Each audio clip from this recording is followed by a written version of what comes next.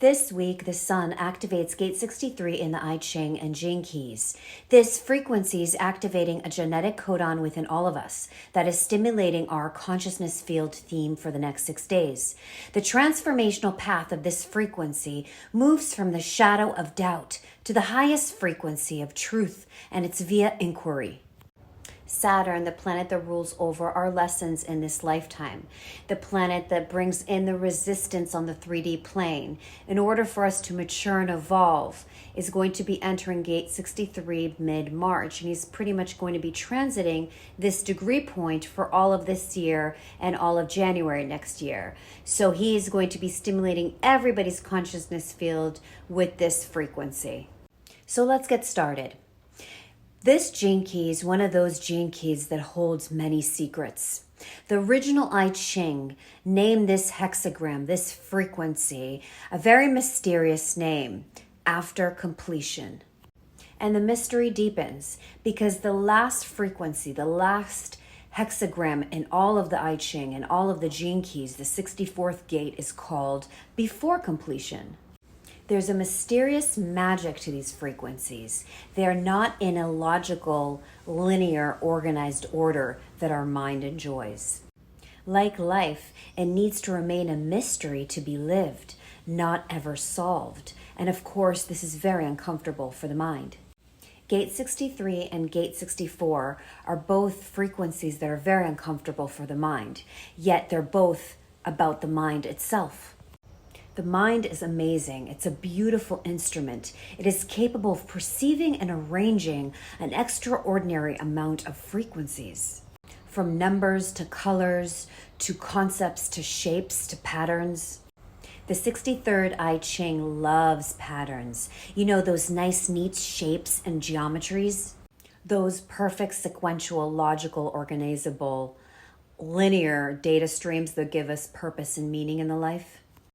So basically, logical systems of thought, which leads us to the dilemma of the 63rd shadow, logic itself.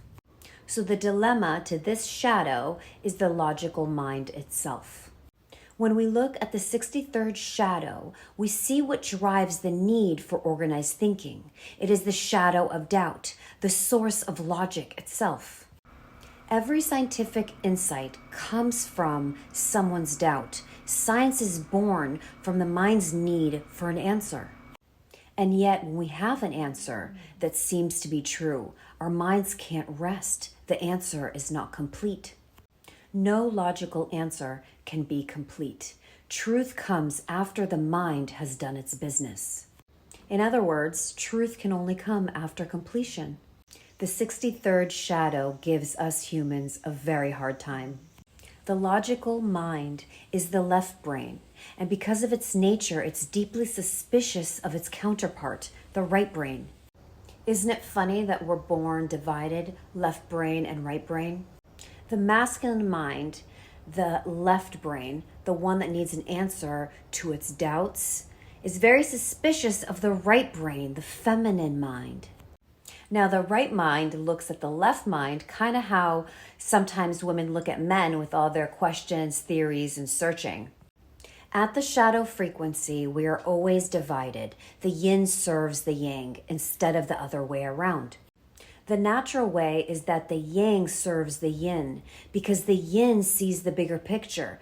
The right brain sees the bigger picture. It's holistic. The yang, the left brain, divides. It sees parts, it sees details, it knows how to take something apart and put it back together. So one unites and one divides. So it's all about brain chemistry. It's about maintaining the equilibrium in the chemistry of the brain. In the shadow frequency and its unconscious fears, it releases a heavy hormone into the body that upsets our mental equilibrium. So the more afraid we are, the more we move into doubt. The most horrendous doubt is self-doubt, because with self-doubt, you undermine yourself. You disempower yourself on a chemical level. When you give away at self-doubt, collapse under it, your body literally loses all its energy. The system goes offline It's unable to function, all because of a deep-rooted self-doubt, often unconscious. You can't love or be loved and won't allow for any support. It's kind of like a deadlock. And then, of course, we have external doubt, which is equally horrendous, which is doubt of suspicion, skepticism, and cynicism.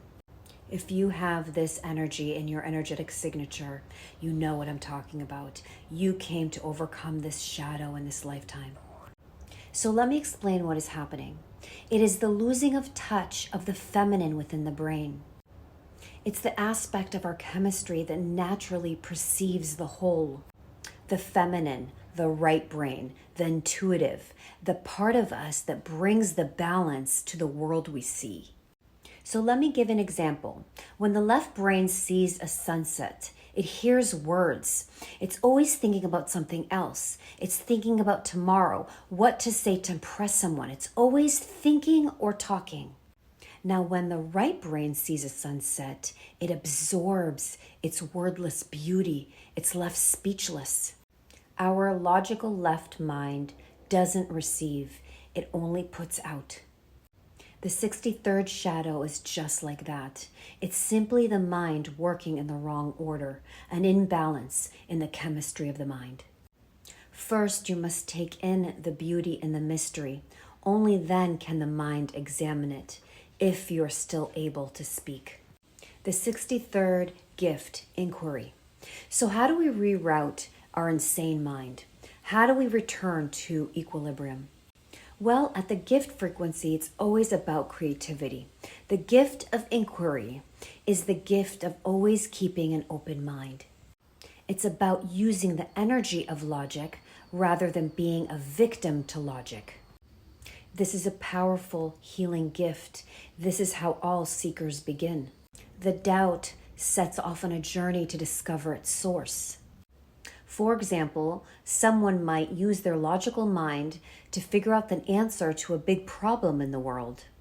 As long as they stay open-minded, the journey of the logic can continue and creativity doesn't dry up. Creative logic can only dry up when it tries to fix itself as truth. There is no such thing as scientific truth. I know that's a bold statement. There is scientific discovery, scientific insight, but never truth. Truth cannot be fixed. Inquiry always has to remain open. That's what the word means. There's so much energy in the word. The moment the mind gets fixed in systems or in structure, you have then dogma and opinions, and you're in division again.